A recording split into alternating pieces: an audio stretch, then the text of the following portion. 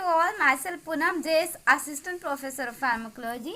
अभी अपने जो वीडियो लेक्चर स्टार्ट किया है इसके अंदर हमारे पास क्या है, एचईपी सेकेंड सेम और pathophysiology second sem, B pharmacy second semester के लिए दोनों ही सब्जेक्ट पैथोफिजियोलॉजी और HEP human anatomy and physiology, उनमें जो भी इम्पॉर्टेंट टॉपिक्स है for the final examination view, उनके लिए मैंने क्या किया है, अभी टॉपिक्स बताने के लिए वीडियो बनाई है कि जो एचईपी और पैथोफिजियोलॉजी के लिए इम्पॉर्टेंट टॉपिक्स है फाइनल एग्जाम्स के लिए, और इसके बाद मैं इनका क्वेश्चन पेपर भी लास्ट ईयर के शेयर कर दूंगी।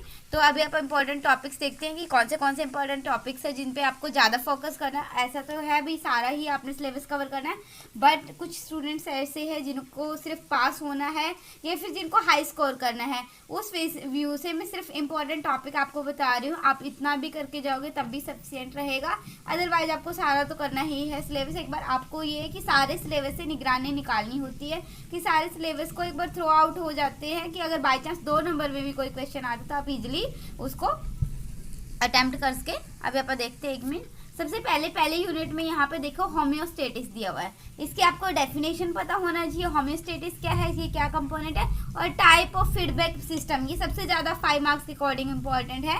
पॉजिटिव नेगेटिव फीडबैक सिस्टम जो आता है होम्योस्टेटिस का, उसमें आप कोई भी एग्जांपल ले सकते हैं। ये ऑलरेडी मैं करवा भी चुकी हूँ होम्योस्टेटिस का। ये आपका एचईपी में भी था, सेम सब्जेक्ट, वो सेम आपके पास टॉपिक, और ये आपके पैथो में भी है, तो आप सेम टॉपिक एग्जाम्पल वहाँ पे भी दे सकते हैं। उसके बाद यहाँ पे देखिए, यहाँ पे है सेल इंजरी की पैथोजेनेसिस, जिसमें है माइटोकॉन्ड्रियल डैमेज। इसके अंदर ना डिफरेंट टॉपिक्स है, एग्जाम्पल दिए हुए कि न्यूक्लियर डैमेज होने से कौन सी डिजीज होगी, ठीक है। तो आपको जस्ट उनके एग्जाम्पल 2-2 नंबर के अकॉर्डिंग करने हैं। उसके बाद यहाँ पे देखो एट्रोफी, हाइपरट्रोफी, हाइपरप्लाजिया, जो ये टर्म्स है, ये टर्म्स आपको पता होना चाहिए कि एट्रोफी क्या होती है, हाइपरट्रोफी क्या है, इसका एग्जाम्पल क्या है। ये 2-2 नंबर के अकॉर्डिंग काफी इंपॉर्टेंट है, इन पे डायरेक्ट क्वेश्चन आ सकता है 2-2 नंबर में या 1-1 मार्क्स के अंदर। उसके बाद यहाँ पे देखिए एसिडोसिस एंड एल्किलोसिस, जो एसिडोसिस एंड एल्किलोसिस है ये काफ़ी इंपॉर्टेंट है टॉपिक, ठीक है। इलेक्ट्रोलाइट जो इम्बैलेंस है, ये 2 नंबर के अकॉर्डिंग आप देख सकते हैं अगर देखना है तो, अदरवाइज यहाँ पे एसिडोसिस एल्किलोसिस काफ़ी ज़्यादा इंपॉर्टेंट रहेगा।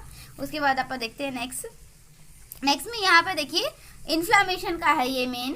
तो इन्फ्लामेशन के सिम्टम्स पता होना चाहिए कि इन्फ्लामेशन होती क्या। नेक्स्ट क्या है, मैकेनिज्म ऑफ इन्फ्लामेशन। इन्फ्लामेशन जब हुई है, कोई इंजरी हुई है, तो वो कैसे हुई है, क्या क्या उसका मैकेनिज्म रहा है, क्या क्या चेंजेस आए हैं।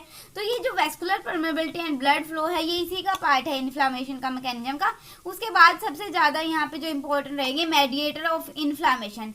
इन्फ्लामेशन के अंदर कौन से मेडिएटर्स है, जैसे प्रोस्टाग्लैंडिन है, ल्यूकोट्राइन्स है, ठीक है, आपकी अलग अलग जितने भी ये साइटोकाइनिन्स है। तो ये सारे जितने भी मेडिएटर्स है जो कि कॉक्स एंड लॉक्स पाथवे से बने हैं, इन्फ्लामेशन में रोल प्ले करते हैं, उन मेडिएटर्स पे डायरेक्ट क्वेश्चन हो सकता है। एंड माइग्रेशन ऑफ डब्ल्यूबीसी का माइग्रेशन क्या होता है कि डब्ल्यूबीसी हमारी बॉडी को एज एन प्रोटेक्टिव मैकेनिज्म काम करती है ना। जैसे कोई एंटीजन आता है, ये एंटीबॉडी बनाने का काम करेंगे, वहाँ पे डब्ल्यूबीसी हमारा माइग्रेट करेगी in the site of injury. अगर ब्लड में डब्ल्यूबीसी की अमाउंट ज़्यादा हुई है तो मीन्स आपको कहीं ना कहीं इन्फेक्शन हुआ है।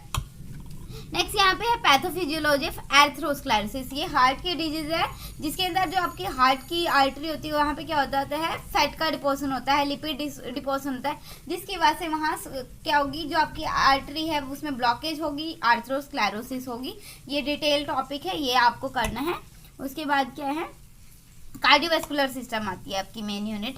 कार्डियोवैस्कुलर सिस्टम के अंदर आपकी क्या है, यहाँ पे देखो कार्डियोवैस्कुलर सिस्टम के अंदर मैं ये करवा भी चुकी हूँ, यूट्यूब पे वीडियो है इनकी, प्लेलिस्ट में आप जाके वहाँ से चेक कर सकते हैं। हाइपरटेंशन है, कंजस्टिव हार्ट फेलियर है, इस्केमिक हार्ट डिजीज है। इसी के अंदर जो इस्केमिक हार्ट डिजीज होती है वो वाली डिजीज होती है जहाँ पे ऑक्सीजन की डेफिशिएंसी की वजह से जो भी डिजीज होती है, जैसे एंजाइना पेक्टोरिस है, मायोकार्डियल इन्फेक्शन है, ठीक है। इनके बारे में आपको क्या होना चाहिए, पता होना चाहिए कि एंजाइना पेक्टोरिस में क्या होता है, ऑक्सीजन की डेफिशिएंसी हो जाती है, मायोकार्डियल इन्फेक्शन में टिश्यू की डेथ हो जाती है, कार्डियक टिश्यू डेथ की, ठीक है। कंजस्टिव हार्ट फेलियर में क्या होगा, हार्ट प्रॉपर पंप नहीं कर पाता। हाइपरटेंशन क्या होती है, नॉर्मल बीपी से अब वो जब चला जाएगा आपकी बीपी रेंजेस। और उसके बाद यहाँ पे हार्ट वाली डिजीज ऐसी आप कोई भी मत छोड़ के जाना, काफी इंपॉर्टेंट है हार्ट वाली, तो ये आप सारी देख लेना एक बार। उसके बाद रेस्पिरेटरी सिस्टम के अंदर डायरेक्ट क्वेश्चन आता है सीओपीडी और अस्थमा पे। सीओपीडी 5 मार्क्स के अंदर आ जाता है, क्रॉनिक ऑब्स्ट्रक्टिव पल्मोनरी डिजीज। इसके बारे में सीओपीडी पे कई बार क्या होता है, इसकी 1 मार्क्स में या 2 मार्क्स में सीओपीडी के बारे में पूछा जाता है। और अस्थमा का रहता है कि अस्थमा की पैथोफिजियोलॉजी या फिर सीओपीडी की पैथोफिजियोलॉजी दे। उसके बाद रेनल फेलियर कोई खास इंपॉर्टेंट नहीं है, बट आप एक बार गो थ्रू हो जाना ताकि अगर बाई चांस 2 नंबर में भी आए तो आप अटेम्प्ट कर सके।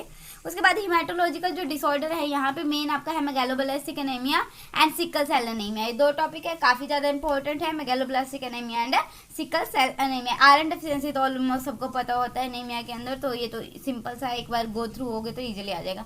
उसके बाद एंडोक्राइन डिसऑर्डर में डायबिटीज एंड थायराइड दोनों ही इंपॉर्टेंट है, और मैंने साथ से डायबिटीज की तो वीडियो भी बना चुकी हूँ, वो आप देख लेना। उसके बाद नर्वस सिस्टम है, नर्वस सिस्टम में एपिलेप्सी क्या होती है, जो दौरे पड़ती है, ये मैं आपको फार्माकोलॉजी की पैथो के अंदर भी मैंने एपिलेप्सी के बारे में बताया, आप वहाँ से भी पढ़ सकते हैं। पार्किंसन डिजीज क्या होती है, जिसमें डोपामिन के बीच में और साइलकोलिन के बीच में इम्बैलेंस हो जाता है, डोपामिन की डेफिशिएंसी हो जाती है और साइलकोलिन की इंक्रीज हो जाता है, साइलकोलिनर्जिक ट्रांसमिशन। साइकेस्ट्रिक डिसऑर्डर क्या होता है, डिप्रेशन क्या होता है, डिप्रेशन में जैसे आपके 3 न्यूरोट्रांसमीटर है, 5-HT है, डोपामिन है और आपकी डोपामिन 5-HT, ये जो आपके न्यूरोट्रांसमीटर है ये क्या हो जाते हैं, वहाँ पे कम हो जाते हैं। नॉरएपिनेफ्रिन, सिजोफ्रीनिया क्या है, अल्जाइमर डिजीज क्या है, ये आपको पता होना चाहिए, CNS के डिसऑर्डर। उसके बाद ज़्यादा इंपॉर्टेंट इनमें से आती है पेप्टिक अल्सर, 10 मार्क्स के अकॉर्डिंग आपको पेप्टिक अल्सर करना है।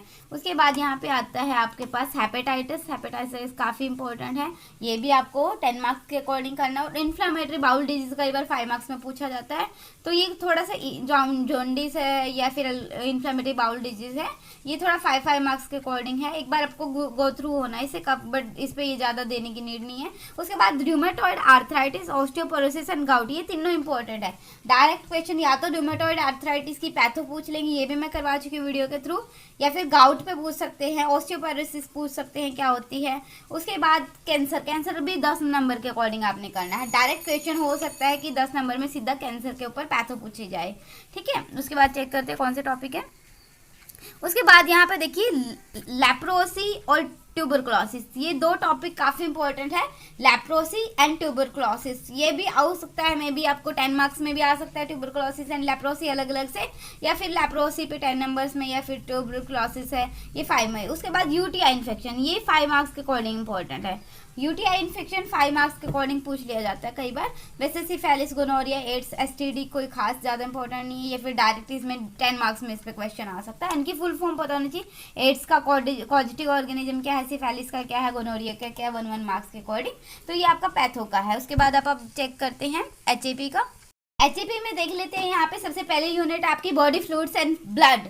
बॉडी फ्लूइड्स में क्या है कि आपकी बॉडी में कौन से फ्लूइड है, कंपोजिशन क्या है ब्लड की, ये तो नॉर्मल है, ये आपको वैसे भी पता होना चाहिए। उसके बाद सबसे ज़्यादा इंपॉर्टेंट टॉपिक है हीमोपोइसिस, 5 मार्क्स के अकॉर्डिंग जो हीमोपोइसिस है ये काफ़ी इंपॉर्टेंट है। डायरेक्ट क्या होता है, हीमोपोइसिस जो प्रोसेस है हमारी, इस पर डायरेक्टली क्वेश्चन पूछा जाता है कि हीमोपोइसिस क्या है। उसके बाद यहाँ पे देखो रेटिकुलर एंडोथेलियल सिस्टम और RH फैक्टर, ये जो है RH फैक्टर ब्लड ट्रांसफ्यूजन, ये 2 मार्क्स के अकॉर्डिंग इंपॉर्टेंट है। RH फैक्टर आप देख लेना। और ब्लड ग्रुपिंग में क्या होता है, जो भी ब्लड ग्रुप है A, B, O, ये जो सिस्टम है वो भी एक बार ऐसे है, वो आप निकालोगे, गो थ्रू होगे तो एकदम से क्लियर हो जाएगा। बट ज़्यादातर आपको हीमोपोइसिस प्रोसेस करनी है and mechanism of coagulation, 2 topic काफ़ी ही इंपॉर्टेंट है यहाँ पे, मैकेनिज्म ऑफ कोगुलेशन एंड आपका क्या है हीमोपोइसिस, ब्लड की फॉर्मेशन की जो प्रोसेस है, फॉर्मेशन ऑफ हीमोग्लोबिन, काफ़ी इंपॉर्टेंट है। ब्लड फॉर्मेशन में जैसे RBC बन रही है, हीमोपोइसिस क्या होती है जिसमें RBC बन रही है, WBC बन रही है, आपकी डिफरेंट टाइप की WBC होगी। और हीमोग्लोबिन की जो फॉर्मेशन है ये अलग टॉपिक है, जिसमें सिर्फ HB की फॉर्मेशन दिखानी है। लिम्फेटिक सिस्टम में क्या है, डायरेक्ट क्वेश्चन आ सकता है, 5 मार्क्स में आ जाएगा लिम्फेटिक सिस्टम पे, या फिर डायरेक्टली इसमें 10 मार्क्स पे भी लिम्फेटिक सिस्टम पे डायरेक्ट नोट हो सकता है। उसके बाद कार्डियोवैस्कुलर सिस्टम, ये जो यूनिट है ये आपको नहीं छोड़नी है, काफ़ी ही इंपॉर्टेंट है। इसके अंदर एक तो आपको, जो मैंने ये एक वीडियो बनाई हुई है उसमें आपको एनाटॉमी भी क्लियर होगी, को कौन से पार्ट है, हार्ट में कितने चैम्बर है, कहाँ से ब्लड आ रहा है, कहाँ जा रहा है, वो है ब्लड सर्कुलेशन। एक आपने इसमें क्या करना है, ब्लड सर्कुलेशन टॉपिक काफ़ी इंपॉर्टेंट करना है। आर्टरी क्या होती है, वेन क्या होती है, कैपिलरी क्या होती है, इनका पता होना चाहिए। देखो आर्टरी जो नॉर्मल होगी उसमें प्योर ब्लड होता है हमेशा, वेन में इम्प्योर होता है। But in case of pulmonary artery and pulmonary vein ये अपोजिट हो जाएगा, ठीक है। अभी मैंने बोला आर्टरी में प्योर है, तो जो पल्मोनरी आर्टरी होगी उसमें इम्प्योर होगा, क्योंकि वो लंग्स के अंदर जा रही है। तो ये चीज़ें आप देख लेना। उसके बाद यहाँ पे सबसे रेगुलेशन ऑफ ANS, जो हार्ट बीट बन रही है, आपका हार्ट रेट है, उसकी regulation bye autonomic nervous system, ये टॉपिक काफ़ी ही इंपॉर्टेंट है। कई बार ये पिछले एग्जाम्स में आया है, इससे पहले जब भी मैंने HAP करवाई है ये बार बार रिपीट हुआ है question, blood circulation and regulation of blood HR by autonomic nervous system ANS से। उसके बाद यहाँ पे पर देखते हैं कार्डिक साइकिल। मैंने अभी बोला कि जो कार्डिक इस regulation bye autonomic service autonomic nervous system, और उसके बाद यहाँ पे क्या है कार्डिक साइकिल। ये काफ़ी इंपॉर्टेंट है। 0.8 सेकंड का जो कार्डिक साइकिल होता है, इसका डायग्राम ड्रॉ करना है आपने और उसके बाद चेक करना। और जितने भी HAP के आपके एग्जाम्स है, जो फाइनल एग्जाम, उसमें ज़्यादा से ज़्यादा आपने क्या करना है, वहाँ पे डायग्राम ड्रॉ करने हैं। कार्डिक साइकिल है तो उसमें कार्डिक साइकिल का एक डायग्राम ड्रॉ कर सकते हैं आप, उसके बारे में फेजेस बता सकते हैं। उसके बाद क्या है ECG, इलेक्ट्रोकार्डियोग्राम। ये क्या होता है, ECG 5 मार्क्स के अकॉर्डिंग आपने ECG करना है। हार्ट के डिसऑर्डर्स आपको पता होना चाहिए, क्योंकि 1 मार्क्स में या 2 मार्क्स में अलग से हार्ट डिसऑर्डर्स भी पूछ सकते हैं। वो पैथो में आपने ऑलरेडी कर ही लिए हैं, जैसे कि जो भी आपने करे है, हार्ट में हाइपरटेंशन है, कंजेस्टिव हार्ट फेलियर है, वही चीज़ आपकी क्या है, हार्ट डिसऑर्डर्स है। उसके बाद आता है अपने पास डाइजेस्टिव सिस्टम। डाइजेस्टिव सिस्टम में आपने क्या करना है, एक तो पहले डाइजेस्टिव सिस्टम का डायग्राम आपने प्रैक्टिस करनी है। डायग्राम बनाओगे आप लोग, कोई भी क्वेश्चन आए GIT से रिलेटेड, आपने एक डायग्राम बना के आना है। उसके बाद क्या है, वहाँ पे फाइनेक्स के, लिरिनेक्स के, जैसे ये अलग अलग से काम है। फूड पाइप का, इसोफिगस का क्या है, लीवर का क्या काम है, स्टमक का क्या काम है, वहाँ पे क्या क्या रोल प्ले करिए, स्मॉल इंटेस्टाइन, डाइजेस्टिव एंजाइम। तो आपको पार्ट वाइज पता होना चाहिए कि क्या काम कर रहे हैं। उसके बाद यहाँ पे क्या है, एसिड प्रोडक्शन का रेगुलेशन है पैरासिम्पैथेटिक नर्वस सिस्टम से। पैरासिम्पैथेटिक नर्वस सिस्टम ANS जब हमने पढ़ा था, तो हमने क्या पढ़ा था ANS के अंदर फर्स्ट सेम में, कि जो पैरासिम्पैथेटिक सिस्टम है, कोलिनर्जिक सिस्टम है, वो रेस्ट एंड डाइजेस्ट में रोल प्ले करता है। एंड आपका जो एडर्जिक सिस्टम था, वो क्या कर रहा था, फाइट एंड फ्लाइट मोड पे काम कर रहा था। तो यहाँ पे एसिड की जो प्रोडक्शन पैरासिम्पैथेटिक नर्वस सिस्टम में जो एसिटाइल कोलिन के थ्रू कंट्रोल में हो रही है, उसके बारे में बताना है आपने। उसके बाद यहाँ पे क्या है आपके पास, पेनक्रियाज, लीवर, एनाटॉमी पूछी है, एनाटॉमी पूछी हुई है आपसे पेनक्रियाज, लीवर वगैरह के। तो आप यहाँ पे इनके डायग्राम बनाने। स्लाइवरी ग्लैंड्स पता होनी चाहिए कितने टाइप्स की होती है, 3 टाइप्स की होती है, क्या क्या उनके फंक्शंस होते हैं। और ये थोड़ा इंपॉर्टेंट नहीं है, डाइजेशन, अब्जॉर्प्शन ऑफ न्यूट्रिएंट्स, ये कोई खास इंपॉर्टेंट नहीं है। आपको डिसऑर्डर्स भी पता होना चाहिए, और अदरवाइज आपने सीधा डायग्राम बनाना है। पैनक्रियाज और लीवर देखना है क्या काम करेंगे, अलग से पैनक्रियाज लीवर के बारे में उनका डायग्राम भी आना चाहिए।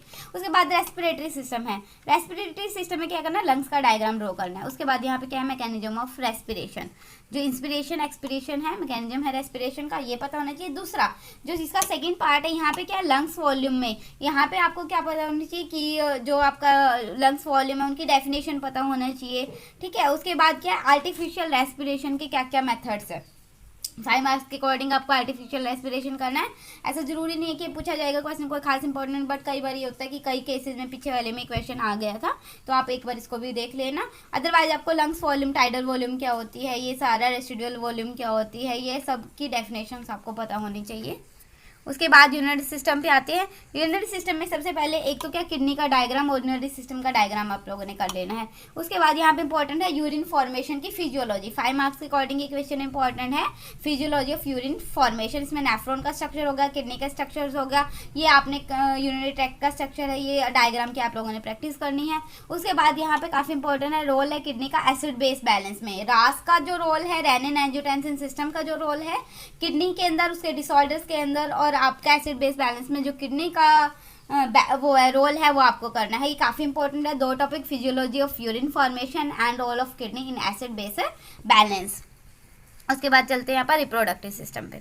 रिप्रोडक्टिव सिस्टम में क्या होता है, एक तो आपको डायग्राम की प्रैक्टिस करनी है। यहाँ पे सबसे ज़्यादा पूछा जाता है फिजियोलॉजी ऑफ मेंस्ट्रुएशन। मेंस्ट्रुएशन का डायग्राम आपने ड्रॉ करना है, उसकी फिजियोलॉजी बतानी है। उसके बाद 3 topic, spermatogenesis and oogenesis। Spermatogenesis means sperm की फॉर्मेशन है, oogenesis मीन्स ओवा की फॉर्मेशन, एग की फॉर्मेशन। ये दोनों टॉपिक काफ़ी इंपॉर्टेंट है। बाकी की आप लोगों ने डेफिनेशन देखनी है, थोड़ा 2-2 नंबर के अकॉर्डिंग देखना। उसके बाद नेक्स्ट जो जेनेटिक्स है, जेनेटिक्स में क्या है, प्रोटीन सिंथेसिस काफ़ी इंपॉर्टेंट है, मीन्स ट्रांसलेशन काफ़ी इंपॉर्टेंट है यहाँ पे।